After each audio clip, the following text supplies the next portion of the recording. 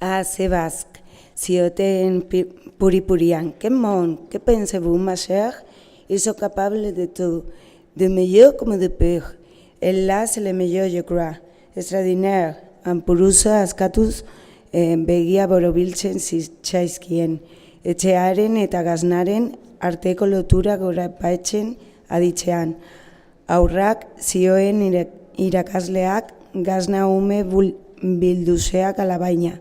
Zehazka hotxetan sartzen ziren, eta zutondoan burdinazko zaren gainean trebez, kerrena plast, itxindu gurriei eskainak, idortzen jartzen, zilbor aria moztu bezain laster, kanpoan hormak zuri zeuden geizetan, egiazko aurrak jaikitzen zirenean, zutara hurbiltzen ziren, gauean koteratu gazura zipoetan pliztiplatza jaukiza.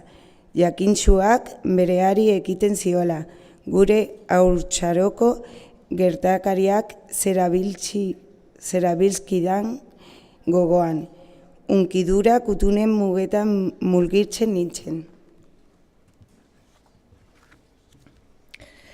Euskal literaturaren urrezko orrialdeak haurotz aroko oroitzapen idatziz beteak direla kontuan edukiz. Baten pentxe gorria, bestearen haien aula eta azkenaren amodio urdin paregabeak zerrendatzea aski da alatan.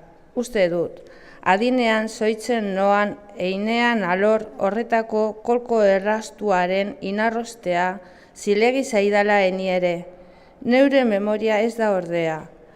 Usain eta harreman oinez betetzen ardi kakailiz anpatu gainaztzeko esne eta ezur klaska oseinez osatu hartalde meazko hilez baino. Ezkerra gainerakoa idazleen itzaz anitzen ere zibilizatuagoak direla.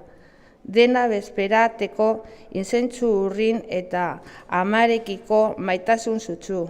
Ez dira pagano basatiak, ez da ikastolateko aurrek, horien perpausetan errespetuaren eta sonatasunaren derregorrezko esenplua hartuko dute nazaiki.